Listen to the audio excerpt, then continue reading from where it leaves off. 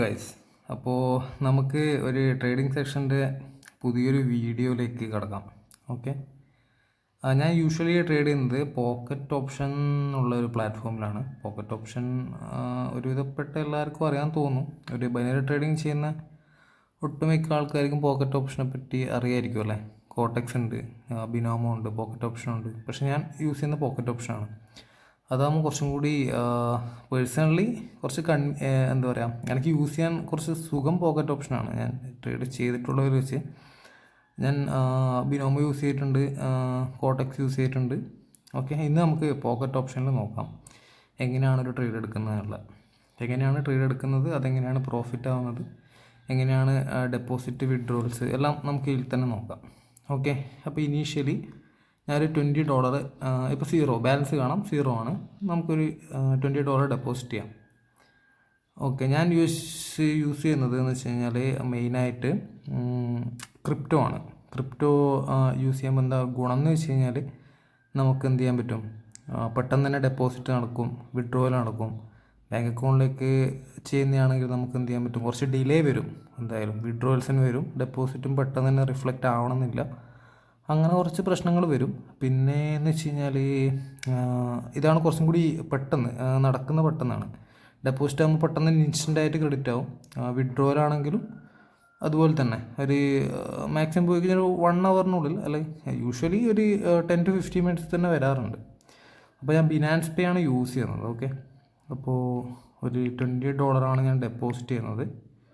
ബിനാൻസിൽ account വേണം കേട്ടോ, ബിനാൻസോ അല്ലെങ്കിൽ അതുപോലെ തന്നെ ഏതെങ്കിലും ഒരു വാലറ്റ്. ഞാൻ ബിനാൻസ് യൂസ് ചെയ്യുന്നതുകൊണ്ട് ബിനാൻസ് പേ എന്നുള്ള ഫീച്ചർ യൂസ് ചെയ്ത് കഴിഞ്ഞാൽ പെട്ടെന്ന് തന്നെ ആവും. ഇനിയിപ്പോൾ വേറെ ഏതെങ്കിലും വാലറ്റായി യൂസ് ചെയ്യുന്നുണ്ടെങ്കിൽ നിങ്ങൾക്ക് TRC20 അങ്ങനെ വെച്ചിട്ട് ചെയ്യാൻ പറ്റും. അതിനെപ്പറ്റി ഡീറ്റെയിൽ ആയിട്ടൊരു വീഡിയോ വേണമെങ്കിൽ ഇതിൻ്റെ താഴെ ഒന്ന് കമൻറ്റ് ഇട്ടാൽ മതി, ഞാൻ ചെയ്യാം. അപ്പോൾ ബിനാൻസ് കണ്ടിന്യൂ കൊടുക്കുക.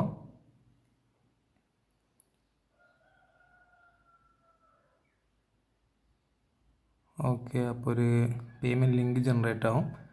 ഓപ്പൺ ബിനാൻസ് ആപ്പ് എടുക്കുക, കൺഫേം പേയ്മെൻറ്റ് കൊടുക്കുക, ഒരു പാസ് കീ ചോദിക്കും, അത് വെരിഫൈ ചെയ്യുക. ഓക്കെ, $20 ഡെപ്പോസിറ്റ് കംപ്ലീറ്റ് ആയി. ഇനി എന്ത് ചെയ്യുന്നത് വെച്ച് കഴിഞ്ഞാൽ വീണ്ടും നമ്മുടെ ഡെപ്പോസിറ്റ് പേജിലേക്ക് പോവുക. അതൊന്ന് റീഫ്രഷ് ആവും. ഒരു അത്രയും ഉള്ളൂ, ഒരു 30 seconds ഉണ്ടാവും. ആയി, സ്റ്റാർട്ട് ട്രേഡിങ് കൊടുക്കുക. നമ്മുടെ അക്കൗണ്ടിൽ $20 ഡെപ്പോസിറ്റ് ആയില്ലേ. ഓക്കെ, ഇനി നമ്മൾ എടുക്കാൻ പോകുന്നത് $10 ട്രേഡാണ്. $10 ട്രേഡ് എന്ന് പറയുമ്പോൾ ശരിക്കും അപ്പോൾ നിങ്ങൾ വിചാരിക്കും 50%, അതായത് നമ്മളെ അക്കൗണ്ടിൻ്റെ വലിയൊരു ശതമാനം തന്നെ ട്രേഡിലെടുക്കുന്നത് നിങ്ങൾ വിചാരിക്കും. അത് ഞാൻ പറഞ്ഞുതരാം എന്താണ് അതിൻ്റെ സെറ്റപ്പ് എന്നുള്ളത്.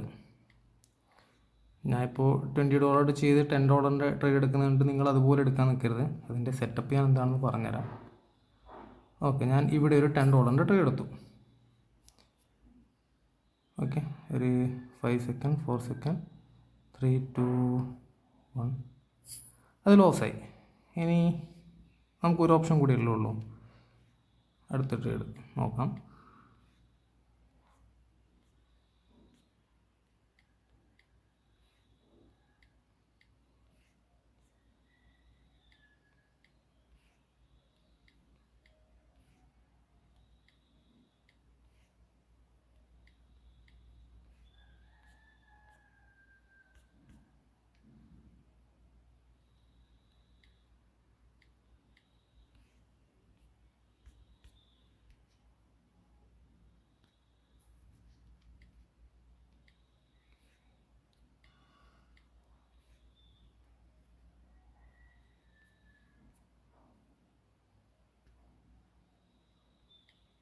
ഓക്കെ, ഇവിടെ ഒരു $10 ട്രേഡ് എടുത്തു.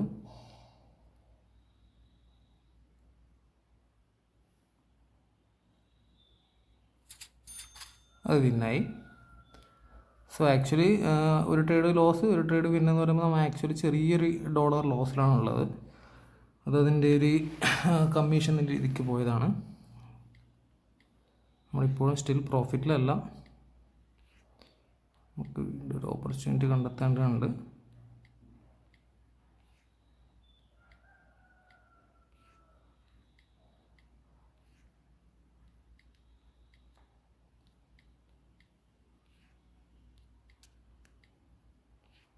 ഓക്കെ, ഇവിടെ ഒരു നല്ല ഓപ്പർച്യൂണിറ്റി കാണുന്നുണ്ട്. കുറച്ചും കൂടി മുകളിലേക്ക് പോകണം, കുറച്ചും കൂടെ. ഓക്കെ, അവിടെ ഒരു $10 ട്രേഡ് എടുത്തു. 8 സെക്കൻഡ് ബാക്കിയുണ്ട്.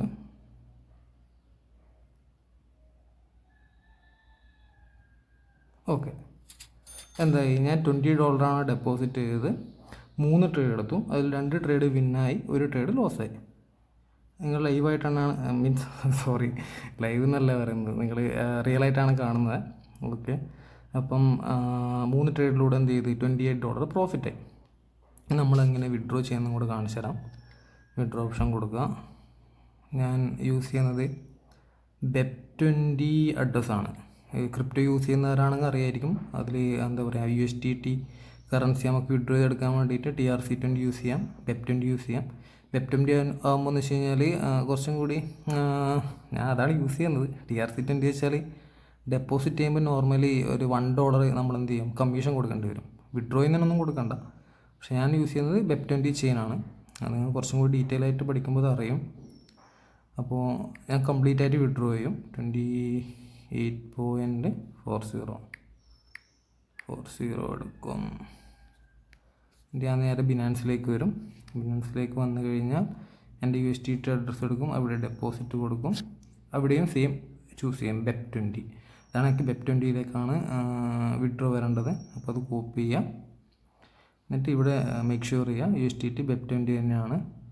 BEP20 അഡ്രസ്സ് പേസ്റ്റ് ചെയ്യാം, കണ്ടിന്യൂ കൊടുക്കും. അപ്പോൾ എന്ത് ചെയ്യും, വിഡ്രോ റിക്വസ്റ്റ് സെൻഡായി. ഹിസ്റ്ററി നോക്കിക്കഴിഞ്ഞാൽ എന്ത് ചെയ്യാൻ പറ്റും, മെയിൽ വന്നു, withdraw request for 28.40 BEP20 successful. Okay, ഇനി നമ്മൾ നോക്കിക്കഴിഞ്ഞാൽ ഞാൻ ഇന്ന് രാവിലെ ഒരു വിഡ്രോയിൽ എടുത്തിട്ടുണ്ട്. $76.50 എടുത്തിട്ടുണ്ട്. ഇനിയിപ്പോൾ നിങ്ങളെ കാണിച്ചു തരാൻ വേണ്ടിയിട്ടൊരു സെക്ഷൻ എടുത്തതാണ്. ഓക്കെ, $20 ഡെപ്പോസിറ്റ് ചെയ്തു, $28 വിഡ്രോ ചെയ്തു, $8 പ്രോഫിറ്റ് വന്നു. അപ്പം ഇതും BEP20യിലാണ് കൊടുത്തത്. അഡ്രസ്സ് നോക്കാം, 0.88F6F. ഇപ്പോൾ കൊടുത്തത് നോക്കാം, 0.8F6F. ഓക്കെ, സെയിം BEP20 ആണ്. ഇനി നമുക്ക് എന്ത് ചെയ്യാൻ പറ്റും, ഒരു 15 മിനിറ്റ്സിനുള്ളിൽ മാക്സിമം നമ്മുടെ അക്കൗണ്ടിലേക്ക് വരുന്നതായിരിക്കും. ഓക്കെ, അപ്പോൾ ഞാൻ ഇന്നത്തെ ട്രേഡ് ഒന്ന് എക്സ്പ്ലെയിൻ ചെയ്ത് തരാം. എന്തുകൊണ്ടാണത് എടുത്തതെന്ന് നിങ്ങൾക്ക് മനസ്സിലാവണ്ടേ, അതും കൂടി ഞാൻ കാണിച്ചു തരാം. ഓക്കെ, ഇതാണ് എൻ്റെ ലാസ്റ്റത്തെ 3 ട്രേഡ്. ലാസ്റ്റത്തെ 3 ട്രേഡ്, ഒന്നാമത്തെ ലോസായി, രണ്ടാമത്തെ വിന്നായി, മൂന്നാമത്തെ വിന്നായി. ഞാൻ മെയിൻലി പ്രൈസ് ആക്ഷൻ വെച്ചിട്ടാണ് ഈ ട്രേഡ് എടുത്തത്.